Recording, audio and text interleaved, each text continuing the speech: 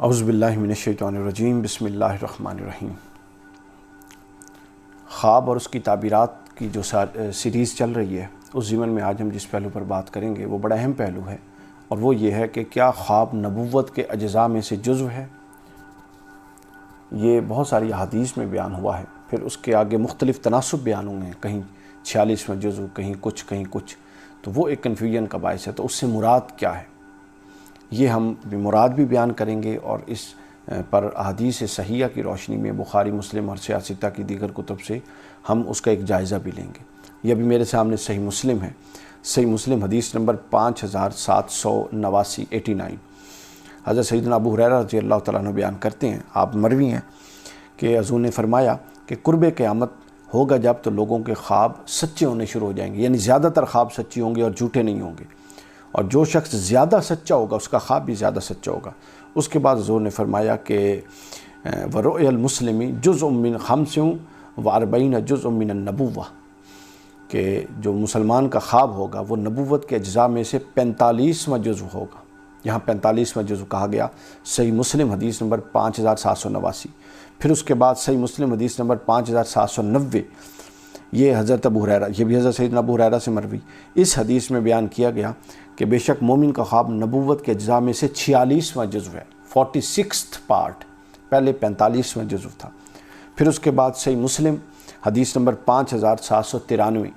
اس میں حضرت عبادہ بن صامت رضی اللہ تعالیٰ عنہ سے مروی فرمایا گیا کہ مومن کا جو خواب ہے وہ نبوت کے 46ویں اجزاء میں سے ایک جزو ہے۔ پھر اس کے بعد آگے حدیث نمبر 5795 صحیح مسلم، حضرت ابو ہریرہ ہی راوی، یہاں بھی دوبارہ 46ویں جزو کی رپیٹ کیا گیا۔ پھر 5796، اس کے بھی حضرت ابو ہریرہ راوی، یہاں بھی نبوت کا 46واں جزو قرار دیا گیا خواب کو۔ پھر 5797، یہاں بھی 46واں جزو قرار دیا گیا۔ پھر اس کے بعد 5800 پورا، حضرت ابن عمر اس کے راوی ہیں، اس میں نبوت کے جو سچا خواب ہے اس کو نبوت کے 70 اجزاء میں سے ایک جزو قرار دیا گیا، یعنی یہ فکس کوانٹٹی نہیں ہے، معروف بے شک 46واں حصہ ہے، اور علامہ ابن سیرین نے اپنے مقدمے تعبیر رویا میں بھی 46واں حصہ لیا، مگر بخاری، مسلم، اس کے بعد ابن ماجہ، ترمذی، نسائی، اور پھر المصنف ابن ابی شیبہ، پھر مسند احمد ابن حنبل، ان تمام میں اگر سے آپ گزریں تو یہ آپ کو بہت ساری مقداریں نظر آئیں گی۔ تو ابھی یہاں پر صحیح بخاری، صحیح مسلم 5800 حدیث نمبر میں اس کو 70واں حصہ کہا گیا۔ پھر اس کے بعد حدیث نمبر 5802، حضرت نافع اس کے راوی ہیں، تو آپ ابن عمر سے پھر روایت کرتے ہیں کہ نبوت کا 70واں جزو ہے جو ہے خواب، سچا خواب۔ پھر اس کے بعد آگے جا کے بیان کیا گیا اور کئی حدیث میں آگے بھی پھر 46واں جزو ہونا بیان کیا۔ تو اس سے یہ بات آپ کو سمجھ آ گئی کہ ان جو مقداریں ہیں ان مقداروں میں اختلاف ہے، یعنی مختلف مقداریں مروی ہیں۔ اب میں اس کے ایک جائزہ آپ کی صورت میں پیش کر دیتا ہوں۔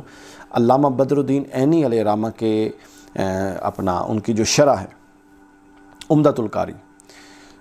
علامہ بدر الدین عینی جو ہیں ان کی جو شرح عمدۃ القاری ہے، اس کی جلد 24 سے یہ میں پیش کر دیتا ہوں۔ وہ بیان فرماتے ہیں، اس کا مختلف انداز میں انہوں نے اس کا تقابل کیا، جس کو شرح سے مسلم میں جو ہیں علامہ غلام رسول سعیدی صاحب رحمۃ اللہ علیہ، انہوں نے بھی عمدۃ القاری سے اس کی پوری عبارت کو نقل کی ہے۔ وہ بڑی شاندار تقسیم ہے علامہ عینی، بدر الدین عینی علیہ رحمہ حنفی کی۔ بیان کرتے ہیں کہ اکثر حدیث میں 46ویں جزو کا ذکر ہے، مسلم میں حضرت ابو ہریرہ سے 45ویں جزو کا ذکر ہے، پھر مسلم میں ہی حضرت ابن عمر سے 70ویں جزو کا ذکر ہے، پھر اس کے علاوہ امام طبرانی علیہ رحمہ سے ایک سند کے ساتھ 76ویں جزو کا ذکر ہے کہ خواب نبوت کا 76واں جزو ہے۔ پھر آپ بیان کرتے ہیں کہ پھر ابن عبد البر نے حضرت انس بن مالک رضی اللہ تعالیٰ عنہ سے نبوت کو، خواب کو نبوت کا 26واں جزو ہونا بھی بیان کیا۔ پھر اس کے بعد امام احمد بن حنبل نے اور امام ابو یعلیٰ نے اپنی مسند میں عباس بن عبد المطلب سے رضی اللہ تعالیٰ عنہ سے 50واں حصہ، خواب کو نبوت کا 50واں حصہ ہونا بھی نقل کیا۔ پھر امام ترمذی اور امام طبری نے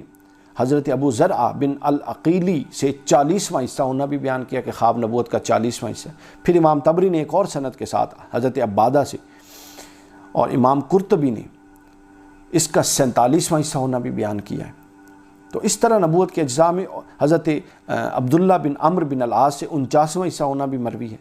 پھر اس کے علاوہ حضرت ابن عمر سے 26واں حصہ ہونا مروی، پھر ایک قول ہے 72واں حصہ ہے، پھر ایک قول 42واں حصہ، پھر ایک قول 27واں 25واں حصہ۔ تو اس طرح علامہ عینی فرماتے ہیں کہ اگر آپ اس کو اکٹھا کریں تو کل 16 اقوال ہیں جو مختلف مقداروں سے متعلق ہیں۔ جو قوت والے اقوال ہیں وہ 46 اور صحیح مسلم کے قول ہیں جو 46 والے ہیں، اور پھر بعد ازاں 75 والے۔ اب ان میں وہ تطبیق کرتے ہیں، تطبیق بڑی خوبصورت ہے علامہ عینی کی، وہ میں آپ کے سامنے عرض کر دیتا ہوں، اور اس کی توجیہ بیان کرتے ہیں کہ یہ مختلف قول جو حضور علیہ الصلوۃ والسلام سے مروی ہیں، آپ نے ارشاد فرمایا، اس کی توجیہ کیا تھی؟ اس میں ہرگز قطعاً کوئی اختلاف نہیں ہے، ہرگز کوئی اللہ کے کلام میں اور اللہ کے رسول کی بات میں کبھی کوئی ٹکراؤ، اختلاف، تعارض، تناقض ہو ہی نہیں سکتا۔ وہ ہماری فہم کا، راویوں کا، نقل کرنے والوں کا، بیان کرنے والوں کا فہم ہے، جن کو ان سے بعض ازاں کچھ بدقسمت لوگ منسوب کر دیتے ہیں، اور پھر وہ ایک دروازہ کھولتے ہیں انکار حدیث کا۔ تو علامہ عینی بیان کرتے ہیں کہ بعض علماء نے ان اعداد کے اختلاف کی یہ توجیہ کی ہے کہ جس وقت نبی اکرم صلی اللہ علیہ وسلم نے جو عدد بیان کیا اس وقت اتنی ہی نسبت تھی، اور جو نبوت کا زمانہ بڑھتا گیا اور نبوت کا عدد سالوں میں بڑھتا گیا تو یہ مقدار بھی بڑھتی گئی۔ یہ بہت سمجھنے کا نقطہ ہے۔ مثلا جب نبوت کے 13 سال پورے ہو گئے تو سچے خوابوں کا نبوت کے ساتھ جو تعلق تھا وہ 26ویں حصے جتنا رہا۔ کیوں؟ بیان کرتے ہیں کیونکہ ابتدائے نبوت میں 6 ماہ سچے خوابوں کا دور تھا، جو بخاری مسلم میں ہے، اور اس کے علاوہ ترمذی میں بھی ہے، اور المصنف ابن ابی شیبہ میں بھی ہے، اور مسند احمد میں بھی، کہ جو پہلا سچا دور تھا سچے خواب، جس کو سید عائشہ ام المومنین نے بھی بیان فرمایا رضی اللہ تعالیٰ عنہا نے، کہ وہ 6 ماہ کا سچے خوابوں کا دور تھا۔ تو یہ جتنے تناسبات ہیں یہ ان 6 ماہ کی نسبت سے ہیں۔ یعنی آپ دیکھیے جب نبوت کو 13 سال ہو گئے تو 6 ماہ کا اس 13 سال سے کتنا حصہ بنتا ہے؟ یعنی 1 سال کا ہاف ہے 6 ماہ، اور 26 کو اگر اسے ہاف سے ضرب دیں تو پھر 13 بن گئے، ٹھیک ہے؟ تو جب 13 سال ہوگا تو 26واں حصہ بنے گا،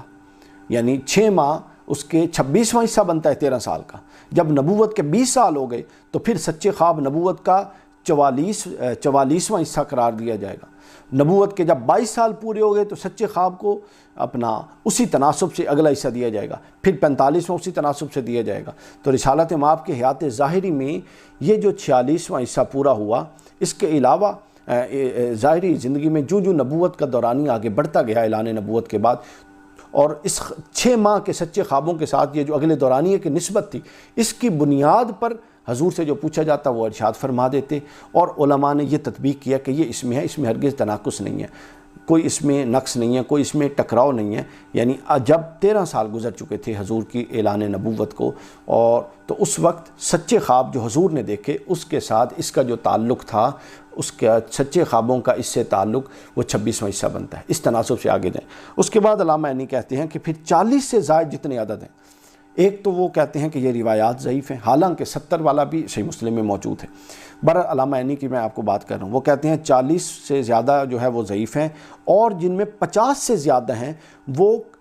مبالغہ پر محمول ہیں، جو کہ عربی کا ایک اصول ہے کہ ایک خاص عدد کے بعد ایک مبالغہ کا فگر بول دیا جاتا تھا، جس سے مراد ایگزیکٹلی وہ فگر نہیں بلکہ ایک اس میں کثرت کا رجحان اس میں بیان کرنا مقصود ہوتا تھا، کثرت کا رجحان بیان کرنا مقصود ہوتا تھا۔ یہ پہلا حصہ۔ دوسرا حصہ یہ ہے کہ اب اسی کے لیے ایک اور بات علامہ ابی مالکی علیہ الرحمہ نے بھی بیان فرمائی ہے کہ حضور نے فرمایا کہ جو سچا خواب 46ویں نبوت کا جزو ہے، اس کی توجیہ میں علماء کے اختلاف ہے۔ ایک قول یہ ہے کہ نبی اکرم صلی اللہ علیہ وسلم پر 23 سال وحی آئی، 13 سال مکہ میں اور 10 سال مدینہ میں، اور اس سے 6 ماہ پہلے آپ کو خواب دکھائے گئے، اور جب نصف سال کی نسبت 23 سالوں کی طرف ہو تو وہ 46واں حصہ ہو جائے گا۔ یہ بالکل وہی بات جو ایک دوسرے محدث نے کر دی، ان کا میں حوالہ بتا، علامہ ابو عبداللہ محمد بن خلفہ دشتانی ابی مالکی المتوفہ 828 ہجری، اور انہوں نے اس کو بیان کیا، اس پورے کے پورے قول کو، اور اس قول کو بھی علامہ جو ہیں ہمارے غلام رسول سعیدی صاحب، انہوں نے شرح صحیح مسلم میں بھی اسی قول کو لیا ہوا ہے، شرح صحیح مسلم میں بھی انہوں نے اس قول کو لیا ہوا ہے، جس کا میں نے بیان کر دیا۔ اب یہاں پر ایک بڑی اہم اور غور طلب بات، ہمارے ہاں ایک وہ جدید طبقہ ہے جو کچھ غلط بیانی سے یہ کام لیا، اس کی غلط توجہ سمجھ لیں، وہ یہ کرتا ہے کہ یعنی یہ جو تجربہ ایک بندے کو ہے خواب کا، اس کو اگر 46 ٹائم سٹرینتھن کر لیا جائے تو گویا وہ تجربہ وہی ہوگا جو حضور اسلام کو وحی کا ہوتا تھا۔ یہ توجہ بالکل غلط ہے۔ آپ 46 ٹائم نہیں، آپ 46 دفعہ نہیں، 40,000 دفعہ اس کو سٹرینتھن کر لیں تو یہ تجربہ اس وحی کے تجربے کی عشر اشیر ذرے تک بھی نہیں پہنچ سکتا۔ یہ بالکل ایک مسئلہ ہی اور ہے۔ یہ چونکہ ایک بندوں کی تنبیہ کے لیے حضور صلی اللہ علیہ وسلم نے فرمایا، اللہ اور اللہ کے رسول کی منشا تھی، یہ دروازہ کھلا رہا، اور سورہ یونس کی 64ویں آیت میں بھی ہے کہ بشرا فی الحیات الدنیا، تو گویا ان بشارتوں کی، ان خوابوں کی اپنی فوائد ہیں، تاکہ جو بندہ کامل، بندے مومنین اچھے کام کر رہے ہیں ان کو بشارتیں دی جائیں۔ اگر کوئی راہ حق سے بھٹک رہا ہے، بدعملی کی طرف ہے، تو اس کی اصلاح کی جائے، اس کو ڈرانے اور انذار والے خواب آئیں تاکہ وہ اپنی اصلاح کی طرف راغب ہو۔ یہ اس کے مقصود تھے، اس سے ہرگز یہ توجیہ لینا مناسب نہیں ہے۔ تو یہ 26ویں، 46ویں، 70ویں اور یہ تمام حصوں کی توجیہ تھی، اور اس سے جو ہمارے کچھ جدید ذہن کے لوگ یہ سمجھتے ہیں کہ اس سے مراد یہ ہے، یہ ہرگز نہیں ہے۔ ایک اس کی توجیہ اور میں بیان کر دیتا ہوں جس کو قاضی ایاز علیہ الرحمہ نے بیان کیا ہے۔ وہ بیان کرتے ہیں کہ یہ جو 46 اجزاء ہیں نبوت کے، اب وہ 46 نہ رہے، میں نے عرض کر دیا، اس کے اندر جو ایک تناسب تھا وہ تو بیان کرتے ہیں اس سے مراد نبوت کی 46 صفات ہیں جو حضور صلی اللہ علیہ وسلم کو بیان کی گئی۔ اور اسی طرح علامہ ابن حجر، امام ابن حجر علیہ الرحمہ نے، ابن حجر عسقلانی نے فتح الباری میں 46 حضور کے خصائص کو خصائص قرار دیتے ہیں، وہ انہوں نے پھر 46 خصائص گنا بھی دیے، جس کو ہم آگے کہیں ایک اور موضوع کے ذیل میں لے بھی لیں گے انشاءاللہ۔ تو یہ ابھی آپ کو عرض کرنی تھی کہ یہ مختلف تعینات ہیں، اس کی وجہ وہ سٹینڈرڈ 6 ماہ ہیں جس کی بنیاد پہ آگے حضور صلی اللہ علیہ وسلم نے ارشاد فرمایا، اور اس سے ہرگز یہ مطلب نہیں ہے کہ اس تجربے کو اتنے گنا اگر سٹرینتھن کر لیا جائے تو یہ وحی کے تجربے کے مد مقابل ہو سکتا ہے۔